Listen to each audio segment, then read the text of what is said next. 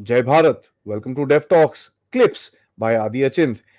जैसे ही आपने मेरे बड़े चैनल जो डेफ टॉक्स बाय आदि है उसको आपने जिस तरह से सपोर्ट करा, उसी तरह से ये हमारे क्लिप्स के चैनल को, जहां पर आपको छोटे छोटे अपडेट्स, छोटे छोटे शॉर्ट्स और छोटी छोटी कहानियां मिलेंगी, इसी को भी सपोर्ट जरूर कीजिएगा। लाइक का बटन जरूर दबाइए, सब्सक्राइब तो ऑब्वियसली करिए, बेल आइकॉन दबाना बिल्कुल मत भूलिएगा। एंड हाँ जी, प्लीज अपने दोस्तों के साथ, फैमिलीज के साथ ये वीडियोस जरूर शेयर करिएगा। एंजॉय करिए ये क्लिप को। जय हिंद। क्योंकि हम वॉर गेमिंग की बात करेंगे, वर्ल्ड वॉर 3 स्टार्ट कहीं से भी हो सकती है। I request to show the first slide, that world वाला मैप जिसके ऊपर काफी सारे स्टार्स हैं। तो ये सारे फ्लैश पॉइंट्स हैं, ईस्ट से चलते हैं ना, तो साउथ चाइना सी है, Japan, Taiwan, Korea, that we all know that. South Asia में आते हो जो बीच वाले स्टार्स हैं, इंडो पाक है ऑलवेज, हम सेंसिबल हैं, बात लगे। अनस्टेबल पाकिस्तान, अफगानिस्तान, ईरान और बर्मा में भी प्रॉब्लम है। अब बोलोगे बर्मा से वर्ल्ड वॉर कैसे शुरू हो सकती है? ऐसे नहीं है कि एक सिंगल पॉइंट से लड़ाई शुरू होगी। जब काफी चीजें काफी जगह हो रही होती हैं, तो जैसे आज इसराइल में फंस गया यूएसए, यूक्रेन में फंस गया यूएसए, और ताइवान में शुरू हो सकता है कहानी। तो होता क्या है कि आप पैर कहीं से फंसाते हो, लड़ाई कहीं से शुरू होती है। फिर जब वेस्ट को चलते हैं, ईरान और उसकी प्रॉक्सीज, इसराइल के साथ पंगा है। टर्की का Kurdish, Yemen, Armenia, Azerbaijan, Syria, Iraq. अब चलते जाओ, अफ्रीका में जाओ, Libya, then Central Republic, Congo, Sudan, Ethiopia, Somalia, Al Shabaab, and और तो और अमेरिकन की तरफ चलना शुरू कर, तो वहां भी ऊपर देखोगे हैती है, नीचे मैक्सिको है और वेनेजुएला। तो फ्लैश पॉइंट्स इतने ज्यादा हैं और ये हमेशा रहते हैं, कोई नई बात नहीं है। अभी थोड़ा सा प्रॉब्लम ट्रिकी इसलिए हो रही है कि अमेरिका भी काइंड ऑफ डिक्लाइन पे है, चाइना भी डिक्लाइन पे है। तो जब ये लोग डिक्लाइन पे होते हैं तो ये नहीं आउटसोर्स कर देते हैं दुनिया के इंटरेस्ट को, प्रॉक्सी। अब या तो इससे पहले हम वॉर गेमिंग पे जाए, वॉर गेमिंग होती क्या है, also explain a bit for those who don't understand. I am not referring to video games जो बच्चे खेलते हैं। कुछ नोशंस हैं जो वर्ल्ड वॉर, यूक्रेन वॉर से पहले काफी ज्यादा माने जाने लगे थे कि ये गॉस्पल है, आगे लड़ाई ऐसी लड़ी जाएगी। क्या बोलते थे कि जो नेक्स्ट लड़ाई होगी मॉडर्न वॉरफेयर जो होगा, बड़ा शॉर्ट होगा, इंटेंस होगा, एकदम से स्टार्ट होगा, बर्बादी होगी, उसके बाद खत्म हो जाएगा। तो भाई साहब, हम तो 3 साल की एनिवर्सरी भी बना लेंगे यूक्रेन और रशिया का। ये आजकल तो लड़ाई अब शुरू ही कर सकते हो। इंसान की जो फितरत है ना, वो नहीं बदली, टेक्नोलॉजी बदल गई, सब वॉर डिक्लेयर कर दी है। या तो you can only start it, उसके बाद एंड कहाँ होती है वो पता नहीं, किसी के हाथ में नहीं होता। फिर ये भी कहा गया था मॉडर्न वॉर तो ना सिर्फ टेक्नोलॉजिकली जो सुपीरियर फोर्स होगी वही डोमिनेट करेगा, है ना, बंदे बुंदे को फर्क नहीं पड़ता, इधर बिठा दो उधर बिठा दो। आज अगर यूक्रेन और रशिया के बीच में एक तरफ पूरी दुनिया यूक्रेन के पीछे खड़ी है नेटो, और इधर रशिया खड़ा है, बिकॉज रशिया के पास नंबर्स हैं। तो जो बूट ऑन ग्राउंड है ना, वो आज भी रेलिवेंट है। ठीक है, टेक्नोलॉजी का वाई नॉट, ड्रोन्स का अपना रोल है, सैटेलाइट्स का अपना रोल है, सब कुछ चल रहा है, लेकिन बंदे एंड ऑफ द डे कहते हैं ना, डांगा कितनी, पंजाब में बोलते हैं आपके कुंबे में डांगा कितनी है, कि डंडा उठाने वाले बंदे कितने हैं, ये मैटर करता है। और फिर हमने बीच में बोलना शुरू करते हैं ग्लोबलाइजेशन जो है वो हर चीज़ की दुआ है, सब ठीक हो जाएगा ग्लोबलाइजेशन के कारण। और मेरा पर्सनल व्यू ये है कि ग्लोबलाइजेशन के कारण ही सारे प्रॉब्लम्स आज की दुनिया में। अगर ग्लोबलाइजेशन ना होती तो एक अफगानिस्तान के किसी कोने में बैठे हुए बंदे को कोई इंटरेस्ट ना होता अमेरिका में क्या हो रहा है। Now he compares himself with people in America. So ये कुछ नोशन है जो बदलते हैं।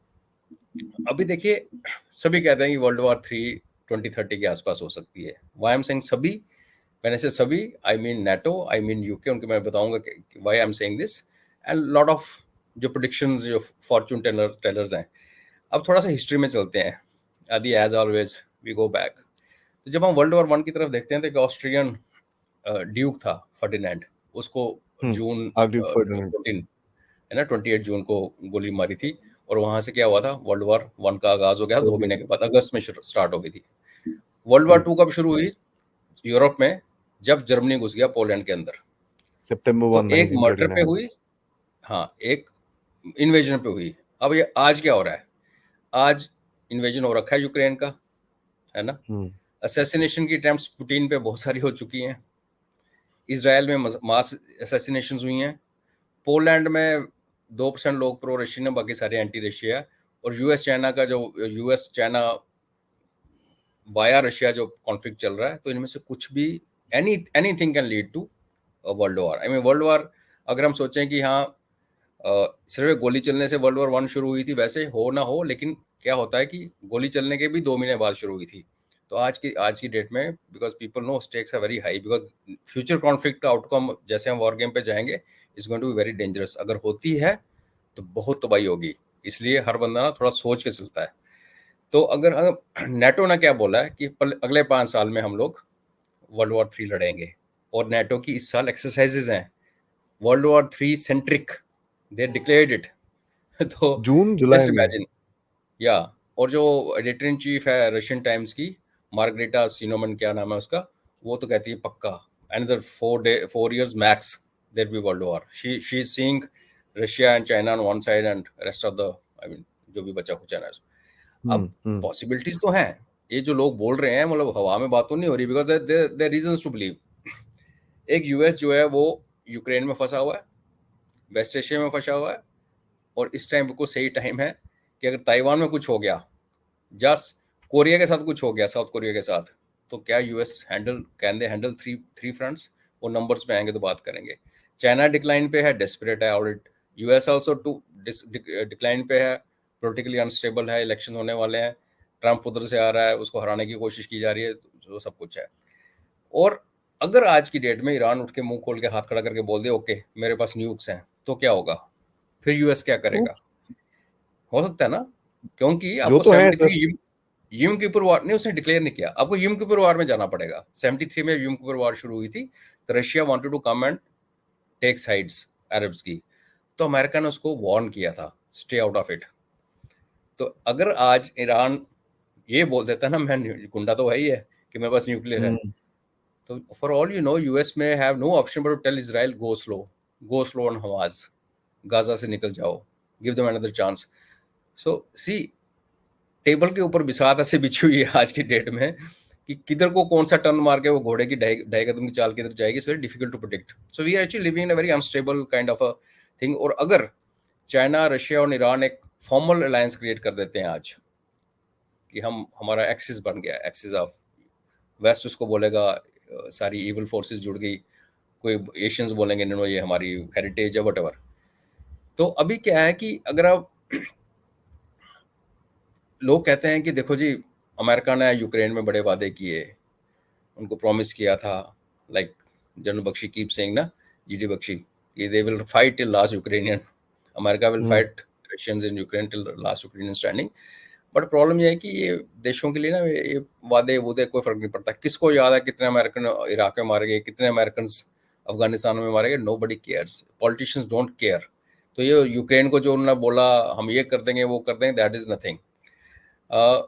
अगर इसी गेम में जो भी आज की डेट है एज वी स्पीक, अगर चाइना ने ताइवान को बैरिकेड कर दिया आज की डेट में, और यूएस को कम से कम ये करना पड़ेगा, यूएस को अपनी एक फ्लीट वहां जो ऑलरेडी है उसको एक्टिवेट करना पड़ेगा, मूव करना पड़ेगा, तो क्या हो सकता है? यूएस की मार्केट क्रैश हो जाएगी। वॉर क्लाउड्स में सबसे पहले मार्केट क्रैश होती है, ठीक है। एप्पल के अप्लायंसेस काम करने बंद कर जाएंगे यूएसए में, बिकॉज वो बड़े सारे चाइनीज हैं, उनके अंदर जो चिप लगी है वो चाइनीज है, ठीक है। डॉलर तो ऊपर जाएगा, लेकिन यूएस के banks as it is stress में है, वो दे स्टार्ट क्रैशिंग। अगर यूएस लड़ाई करता है तो ट्रंप बोलेगा यू आर वॉर मॉन्गर, अगर बाइडेन लड़ाई नहीं करता ट्रंप बोलेगा यू आर इडियट, तुम्हें कुछ नहीं कर सकते। फिर वो थोड़ी ट्रम्प देर तो बाद बोलेगा बोलेगा।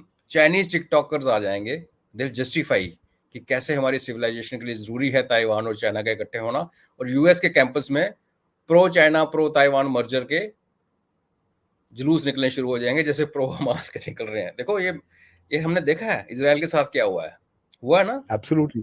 तो this is how this war is going to start. It's not going to that Ferdinand getting killed may not happen, Putin getting killed, that's so many attempts been made.